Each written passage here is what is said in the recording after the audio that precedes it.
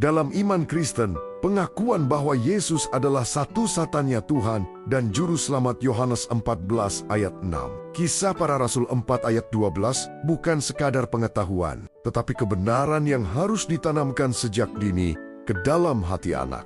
Jika orang tua lalai mengajar dan mendidik anak untuk mengenal Yesus secara pribadi, dampaknya bisa sangat serius, baik secara rohani, moral, maupun masa depan hidup anak.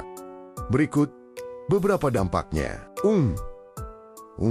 Anak kehilangan dasar iman yang kokoh. Tanpa pengajaran sejak kecil, iman anak menjadi dangkal dan mudah goyah. Hanya ikut-ikutan tradisi, bukan keyakinan pribadi. Ketika dewasa dan menghadapi pengaruh dunia media, pergaulan, ideologi, ia mudah bingung. Semua agama sama saja, atau aku tidak butuh Tuhan. Amsal 22 ayat 6 berkata, didiklah orang muda menurut jalan yang patut baginya. Jika dasar ini tidak ditanamkan, anak akan mencari jalan sendiri.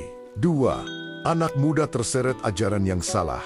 Tanpa mengenal Yesus sebagai satu-satunya Tuhan, anak bisa percaya bahwa keselamatan bisa diperoleh dari apa saja, harta, prestasi, manusia, atau kepercayaan lain. Tidak punya filter rohani untuk membedakan kebenaran dan kesesatan. Yesus berkata, kamu akan mengetahui kebenaran, dan kebenaran itu akan memerdekakan kamu. Yohanes 8 ayat 32. Tanpa kebenaran, anak mudah diperbudak dosa dan kebingungan rohani.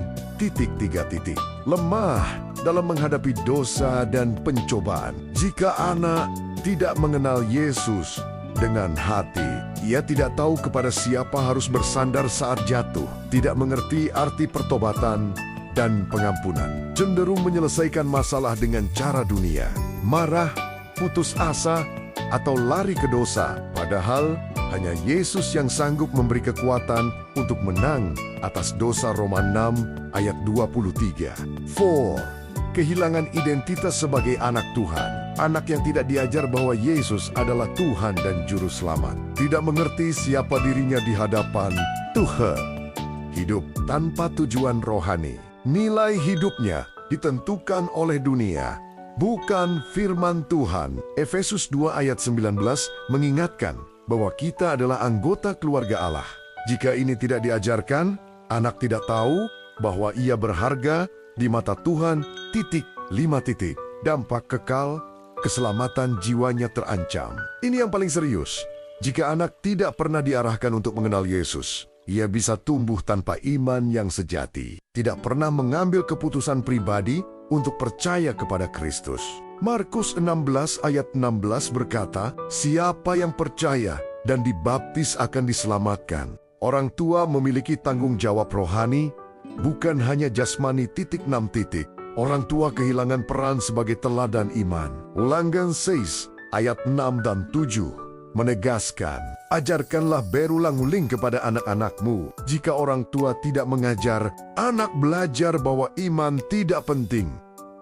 Gereja hanya formalitas, doa dan firman Tuhan, bukan kebutuhan hidup. Anak lebih percaya pada contoh hidup orang tua daripada kata-kata mereka. Kezing pula tidak mengajar anak sejak dini bahwa Yesus satu-satunya Tuhan dan Juru Selamat akan berdampak. Iman anak rapuh, moral dan arah hidup kabur, mudah terseret dunia, bahkan berisiko kehilangan keselamatan kekal. Sebaliknya, bila orang tua setia mengajar dengan kasih dan teladan, anak bertumbuh dengan iman yang hidup, memiliki pegangan saat menghadapi dunia. Mengenal Yesus bukan hanya di kepala tetapi di hati. Bagaimana keadaan iman anak Anda di dalam Yesus?